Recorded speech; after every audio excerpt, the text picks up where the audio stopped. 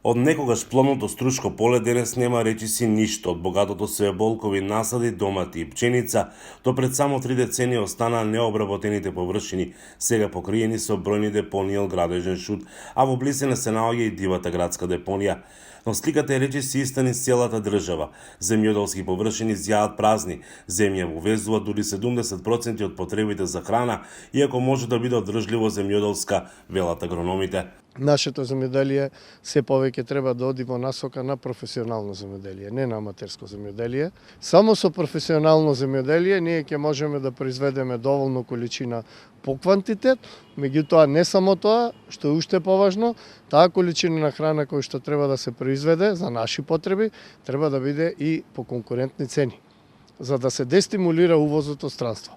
Состојбата последните години е критична и во најголемата житница во земјава Пелагонија. Според познавачите на приликите, до пред само 10 години, само комбинатот Пелагонија засевал помеѓу 8.000 и 10.000 хектари, при што се произведували и повеќе од 70.000 тони лебно зрно, вклучувајќи ги овде и пролетните култури. Северна Македонија располага со големи површини и одлични временски прилики, кои треба да се искористат за производство на храна, барем за задоволување на домашните потреби, велат експертите.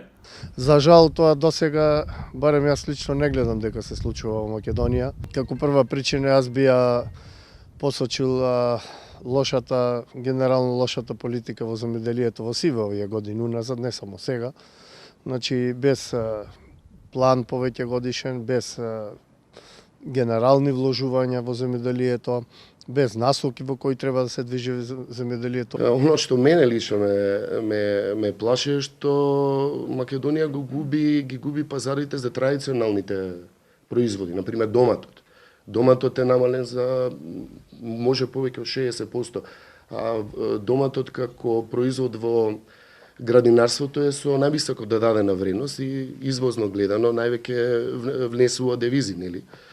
Така да тоа е за мене застрашувач. Дополнителен проблем е што бројот на млади земјоделци кои се занимаваат со оваа професија е се помал. Земјоделците се веќе амортизирани. Значи млад свет не сака никој да е работа тоа, се над 50 години, скоро никаква немаат речи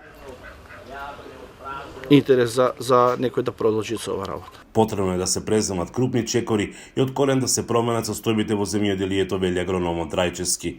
Погледнете вие на Србија која го издржа ембаргото. Ембаргото Србија го издржа првенствено ради тоа што беше независна од храна од увоз, имаше храна за сопствени потреби.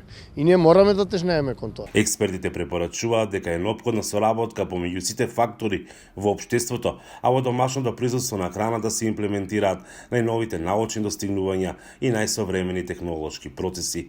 За Гласот на Америка од Охрид, Мики Трајковски.